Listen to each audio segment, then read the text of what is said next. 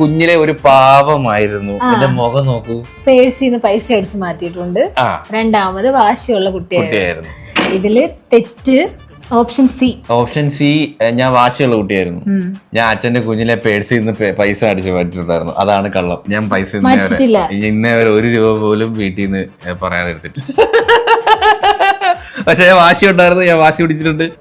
ചെറിയ കാര്യങ്ങൾ വാശി കാണും. പക്ഷെ ഞാൻ ഒരുപാട് കുഞ്ഞിലെ പോയില്ല. പിന്നെ പണ്ട് ഞാൻ പാവമായിരുന്നു. ഞാൻ അങ്ങനെ ഭയങ്കര പ്രശ്നക്കാരൻ. അത് രണ്ടും സെയിം. അത് രണ്ട് സെയിം അല്ല. പാവം വേറെ, വാശി വേറെ. അത് രണ്ടാണ്. അപ്പോ ഫസ്റ്റ് പോയിന്റ് ഇല്ല, 0.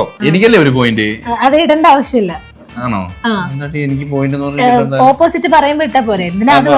നീ ചോദിച്ചു നമ്മ ഇങ്ങനെ ഒന്ന് അങ്ങനെ നോക്കാം. ഓക്കെ, നീ സ്റ്റാർ ഇട്ട് വെച്ചിട്ടുണ്ടല്ലേ? ഞാൻ സ്റ്റാർ ഇട്ട് വെച്ചിട്ടുണ്ട്.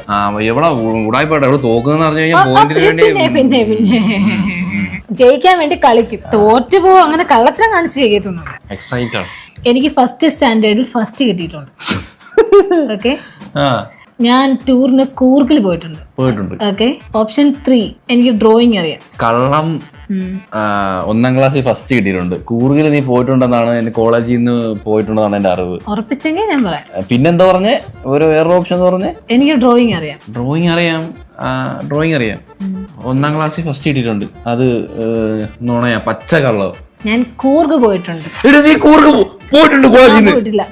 കൂർഗ് പോയിട്ടില്ല. ബാംഗ്ലൂരൊക്കെ അറിയുന്നുണ്ട്. കൂർഗ് എന്ന് പറഞ്ഞ സ്ഥലത്ത് ഞാൻ പോയിട്ടില്ല. ഡിഗ്രി പഠിക്കുമ്പോൾ നീ മൈസൂർ കൂർഗൊക്കെ അല്ലേ പോയേ? 9 ദിവസത്തെ ടൂർ ഉണ്ടായിരുന്നു. പക്ഷെ കൂർഗ് പോയിട്ടില്ല.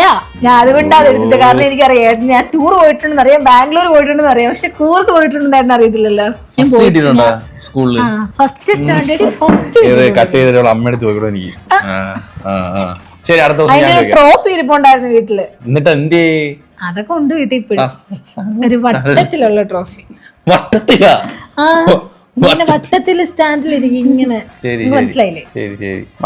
മാർക്കില്ലേ? ഓക്കെ, ഞാൻ 1 സൈഡ് ലവ് ചെയ്തിട്ടേ ഇല്ല. ഓപ്ഷൻ ബി, ക്ലാസ്സിൽ പിള്ളേരുമായി അടി കൂടുമായിരുന്നു.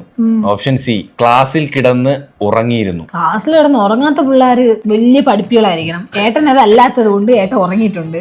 അപ്പൊ സി അല്ല. ക്ലാസ്സിൽ പിള്ളേരായിട്ട് വഴക്കിയിട്ടുണ്ട്. അടി കൂടിയിട്ടുണ്ട്. ക്ലാസ്സിന്റെ അകത്തോ അതോ കോളേജിലോ? അതൊന്നും പറയുന്നില്ല. ക്ലാസ് അതൊന്നും ഞാൻ പറയുന്നില്ല. സ്കൂള് കോളേജ് ഒന്നുമില്ല. ക്ലാസ്സിൽ പിള്ളേരുമായി അടി കൂടുമായിരുന്നു.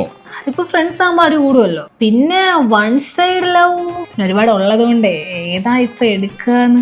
1 സൈഡ് ലവ് എന്ന് വെച്ചാ സ്നേഹിച്ചതെല്ലാം തിരിച്ച് സ്നേഹിച്ചിട്ടുണ്ടെന്നുള്ളൊരു അഹങ്കാരം ആയിരിക്കണം. അതായിരിക്കും പറയാൻ ഉദ്ദേശിക്കുന്നത്.